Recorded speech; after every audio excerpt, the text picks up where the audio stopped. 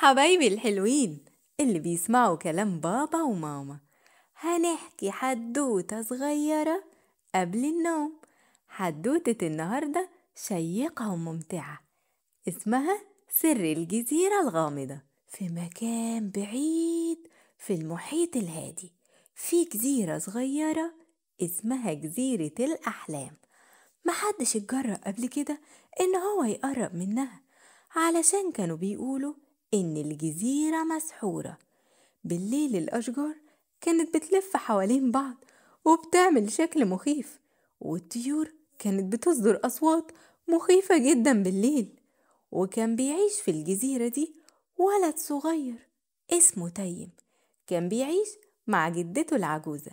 تيم كان بيحب المغامرات وبيقضي أكتر أيامه في استكشاف الجزيرة وتسلق الأشجار واللعب مع الحيوانات.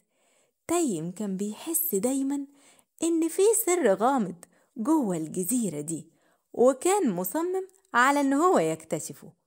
وفي يوم من الأيام وتيم كان ماشي وسط الغابة، لقى تيم كهف صغير مستخبي بين الأشجار. دخل تيم الكهف، لقى نفسه في ممر طويل وضلمة، بس تيم ما خافش، ازداد فضوله أكتر وتابع في الممر لحد ما وصل لنهاية الممر.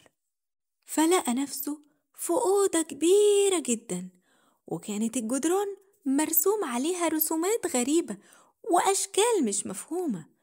وهو بيبص في نص الغرفة دي لقى صندوق كبير وشكله قديم. الصندوق كان من الخشب. المهم إن تيم حاول يفتح الصندوق ده، لكنه اكتشف إن الصندوق ده مقفول بمفتاح ومعرفش يفتحه. فجأة تيم سمع صوت غريب جدا، كان الصوت جاي من مكان في الأوضة. تيم خاف لكنه ما استسلمش. تيم فضل يدور على مصدر الصوت، لقى تيم تمثال كبير.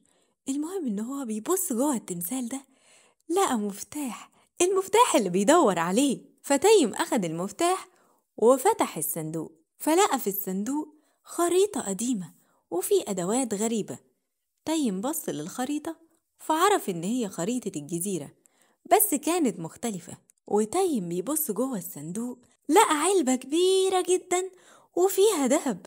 المهم إن تيم أخد الدهب وراح لجدته، وجدته كانت مبسوطة بيه جدا.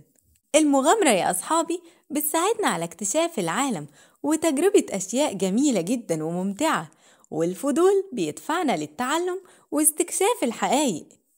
أتمنى يا أصحابي القصة تكون عجبتكم، وأشوفكم في قصة جديدة. مع السلامة يا أصحابي.